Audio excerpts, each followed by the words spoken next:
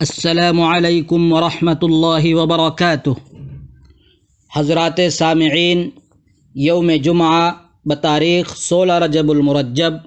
1443 ہجری مطابق 18 فروری 2022 کو آپ سننے جا رہے ہیں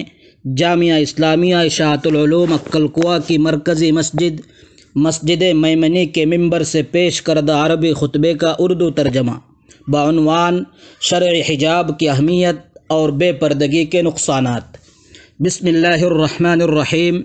الحمد للہ رب العالمین والعاقبۃ للمتقین ولا عدوان الا علی الظالمین، والصلاة والسلام علی رسول اللہ الامین محمد بن عبد اللہ سید الاتقیاء و امام المرسلین وعلی آلہ وصحبہ اجمعین، اما بعد۔ برادران اسلام و ایمانی بھائیوں، اللہ تبارک و تعالی نے لباس کو انسان کے لیے سامان زینت و باعث پردہ بنایا ہے، اسے نیکی و بھلائی کا راستہ اور تقوی و طہارت کا مظہر قرار دیا ہے۔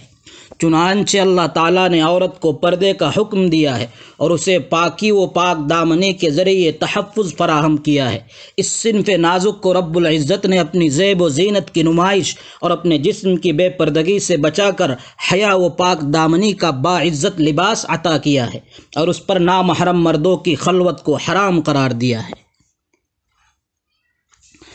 دین اسلام تو یہ چاہتا ہے کہ عورت دامن عفت و شرافت میں محفوظ ایک انمول موتی کی طرح رہے، تاکہ دیکھنے والوں کی للچاتی نگاہیں اس کا تعاقب نہ کریں، اس کے عزت و شرافت سے کھلواڑ کرنے اور اس کے عفت و پاک دامنی کو داغدار کرنے والے درندوں کے ہاتھ اس تک نہ پہنچ پائے۔ اس لیے اس ذات کو حجاب و پردے کا حکم دیا ہے۔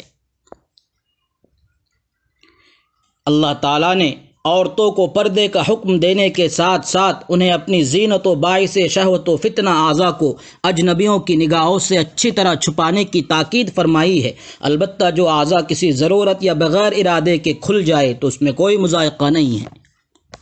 اللہ تعالیٰ کا ارشاد ہے وَقُلْ لِلْمُؤْمِنَاتِ يَغْضُضْنَ مِنْ أَبْصَارِهِنَّ وَيَحْفَظْنَ فُرُوجَهُنَّ وَلَا يُبْدِينَ زِينَتَهُنَّ إِلَّا مَا ظَهَرَ مِنْهَا وَلْيَضْرِبْنَ بِخُمُرِهِنَّ عَلَى جُيُوبِهِنَّ، اور مومن عورتوں سے کہہ دو کہ وہ اپنی نگاہیں نیچی رکھیں اور اپنی شرمگاہوں کی حفاظت کریں اور اپنی سجاوٹ کو کسی پر ظاہر نہ کریں سوائے اس کے جو خود ہی ظاہر ہو جائے، اور اپنی اوڑھنیوں کے آنچل اپنے گریبانوں پر ڈال لیا کریں۔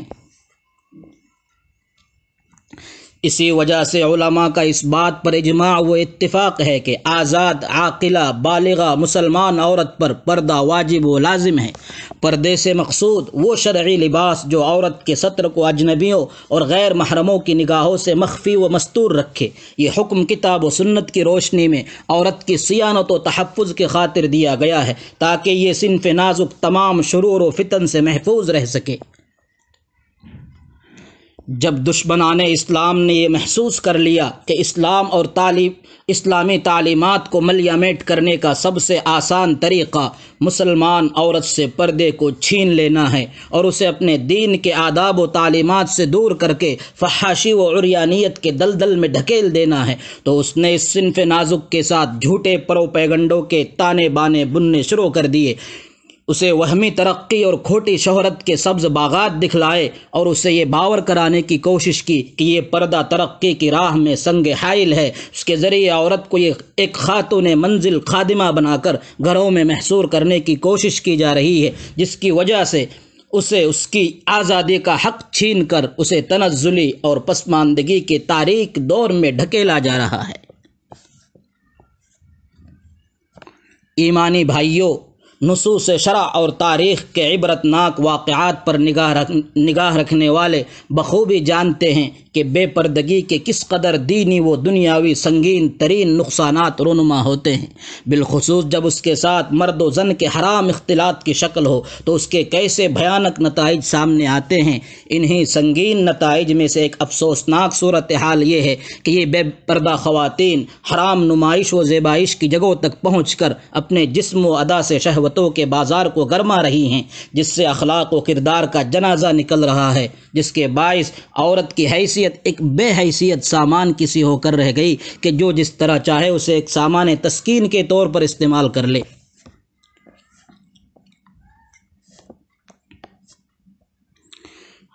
ابھی حال ہی میں ہندوستان کی ایک عجیب و غریب صورتحال دنیا کو دیکھنے ملی۔ ایک مسلم طالبہ حجاب کے ساتھ اپنے اسکول میں داخل ہونا چاہتی ہے اور اسے گنڈوں اور اوباشوں کی ایک بھیڑ گھیر لیتی ہے اور اسے کہتی ہے کہ پہلے برقع اتار، پھر تجھے اندر جانے کی اجازت ہوگی۔ ساتھ ہی جے شری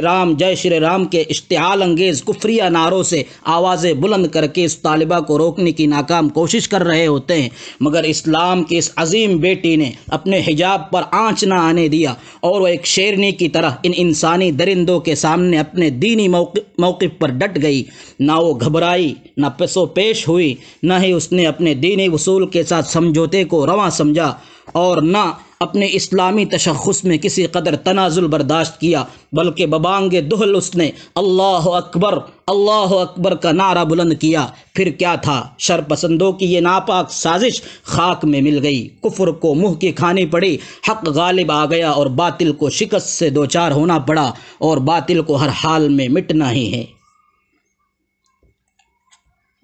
اللہ اکبر وہ عظیم کلمہ ہے جو اہل کفر کے دلوں میں خوف و دہشت طاری کر دیتا ہے، شرک و طغیان کی بنیادوں میں زلزلہ طاری کر دیتا ہے۔ اس میں وہ طاقت ہے جو ظالموں اور سرکشوں کی نیند اڑا دیتی ہے، ظالم حکمرانوں کی کرسیوں کو ہلا کر رکھ دیتی ہے، اور اس میں وہ غیبی قوت پنہاں ہے جو ظلم و استبداد کے قلعوں میں لرزہ و کپ کپی طاری کر دیتی ہے۔ اسی اللہ اکبر کے ذریعے اس ایمانی بہن نے انسانی بھیڑیوں کے ہجوم کا مقابلہ کیا، جس کی بدولت وہ کچھ ہی لمحوں میں عزت و نیک شہرت کے آسماں کا چمکتا دمکتا ہوا ستارہ بن گئی۔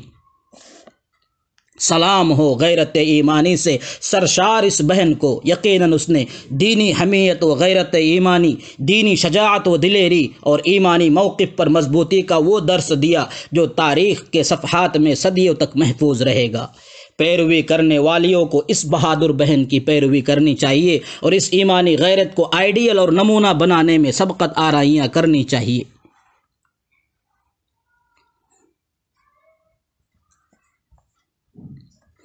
اللہ تعالیٰ اپنے پیارے رسول محمد عربی صلی اللہ علیہ وسلم کو مخاطب کرتے ہوئے فرماتے ہیں، یا ایھا النبی قل لأزواجك وبناتك ونساء المؤمنين يدنين عليهن من جلابيبهن ذلك أدنى أن يعرفن فلا يؤذين وكان الله غفورا رحيما۔ یہ نبی تم اپنی بیویوں، اپنی بیٹیوں اور مسلمانوں کی عورتوں سے کہہ دو کہ وہ اپنی چادریں اپنے منہ کے اوپر جھکا لیا کریں، اس طریقے میں اس بات کی زیادہ توقع ہے کہ وہ پہچان لی جائیں گی تو ان کو ستایا نہیں جائے گا، اور اللہ بہت بخشنے والا بڑا مہربان ہے۔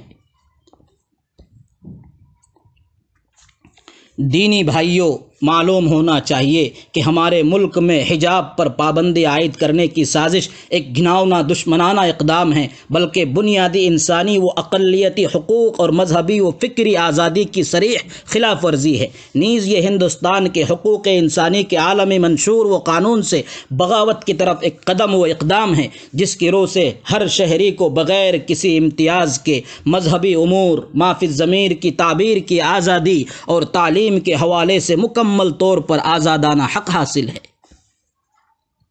ہندوستان میں مسلم خواتین کو حجاب کا حق آئینی اعتبار سے ملک کے شہری ہونے کے ناطے مکمل طور پر حاصل ہے، جس کی تائید عالمی انسانی قانون بھی کرتا ہے۔ اس سلسلے میں خود ہندوستانی آئین کی دفعہ 25 کے مطابق تمام شہریوں کو مذہبی امور کے حوالے سے مساوی حق حاصل ہے،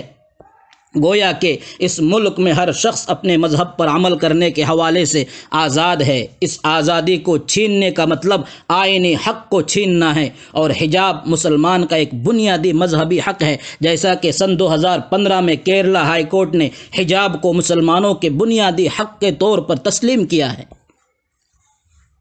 چنانچہ مسلمانوں پر ضروری ہے کہ وہ اپنے ملک میں اپنے جائز حقوق کو پہچان کر ان کے حصول کے لیے قانونی جد و جہد اور آئینی سرگرمی دکھائے اور اپنے دین کے بنیادی امور سے واقفیت حاصل کریں، نیز اپنے مذہب و عقیدے کے حوالے سے ایمانی غیرت اور دینی حمیت کا ثبوت دے۔ اس مناسبت سے ہم اپنی ماؤں، بہنوں اور بیٹیوں کو یہ پیغام دینا چاہیں گے کہ وہ دشمنان اسلام کے جھوٹے دعووں، دلربا فریبوں اور شیطانی جالوں سے محتاط رہیں، اور اس فرمان رسول صلی اللہ علیہ وسلم کو بغور سنیں، جس میں رسول اللہ صلی اللہ علیہ وسلم فرماتے ہیں کہ لوگوں، تمہاری بہترین عورتیں وہ ہیں جو بے پناہ محبت کرنے والی، بکثرت بچے جننے والی اور اپنے شوہر کی غم خوار و فرما بردار ہوں، جبکہ انہیں اللہ کا خوف و تقوی حاصل ہو، اور تمہاری بدترین عورتیں وہ ہیں جو بے پردہ آوارہ رہ کر اپنے حسن کی نمائش پسند ہو، اور یہ منافق ہے، یہ سرخ چونچ و پیر والے کوے کے بقدر ہی جنت میں جائیں گی۔ یہ آپ صلی اللہ علیہ وسلم نے ان کے شاذ و نادر ہونے سے کنایہ فرمایا ہے کہ ایسے سرخ چونچ و پیر والے کوے شاذ و نادر ہی ہوتے ہیں۔ اے ایمانی بہن، آپ نے ایک پاکیزہ اسلامی گھرانے میں آنکھیں کھولی ہیں، خدا را اپنے دامن عفت و حیا کو داغدار نہ ہونے دینا۔ اپنے دین کی راہ پر چلتے ہوئے اللہ رب العزت نے جو حجاب کی نعمت سے سرفراز فرمایا ہے، اس کی حفاظت آپ کی دینی ذمہ داری ہے۔ خدائے پاک کی قسم، حجاب ہی راہ عفت و کامرانی ہے، یہی سامان پاکیزگی و شرافت ہے۔ اللہ تعالی ہمیں دین کی صحیح سمجھ عطا فرمائے۔ وآخر دعوانا ان الحمد للہ رب العالمین۔